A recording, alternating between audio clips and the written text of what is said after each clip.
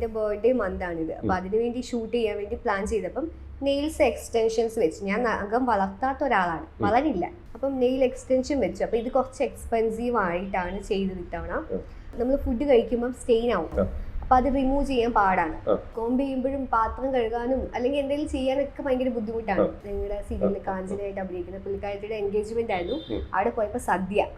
അപ്പൊ ഞാൻ അത്ര ദിവസം നൂബിനാണ് എനിക്ക് വാരി തന്നിരുന്നത്. അപ്പൊ നൂബിനെ കൊണ്ട് വാരി കഴിപ്പിച്ച എന്തായിരിക്കും അവസ്ഥ? ഞാൻ അത് മതി. അതുകൊണ്ട് ഞാൻ 3 വാങ്ങിച്ച് കഴിച്ചു. അപ്പൊ ഞാൻ സോഷ്യൽ മീഡിയ കുറെ ചേട്ടന്മാരും ചേച്ചിമാരുണ്ടായിരുന്നു, ഞാൻ കണ്ടിരുന്നു. അപ്പൊ അതെ, അപ്പോൾ അവരോട് ഞാൻ പറഞ്ഞു, ഇതുകൊണ്ടാണ് ഞാൻ സ്പൂൺ കൊണ്ട് കഴിക്കുന്നത്. ഒന്നെങ്കിൽ നിങ്ങൾ ഇതും കൂടെ ഇടണം, തംബ്നെയിൽ ഇടുമ്പം നഖം വെച്ചിട്ടുള്ളതുകൊണ്ടാണ് ഇടണം, അതല്ലെന്നുണ്ടെങ്കിൽ കമന്റ് ബോക്സ് ഓഫ് ചെയ്തിടണം എന്ന് പറഞ്ഞായിരുന്നു. പക്ഷെ എനിക്ക് ഈ പ്രേക്ഷകരോട് പറയാനുള്ളത്, നമ്മൾ ഈ സോഷ്യൽ മീഡിയ അല്ലെ യൂട്യൂബ് അല്ലെ ഇതിൽ കാണുന്നതും ന്യൂസിലും ഒക്കെ കാണുന്നത് മാത്രമല്ല ശരിക്കും അതിന്റെ സത്യം.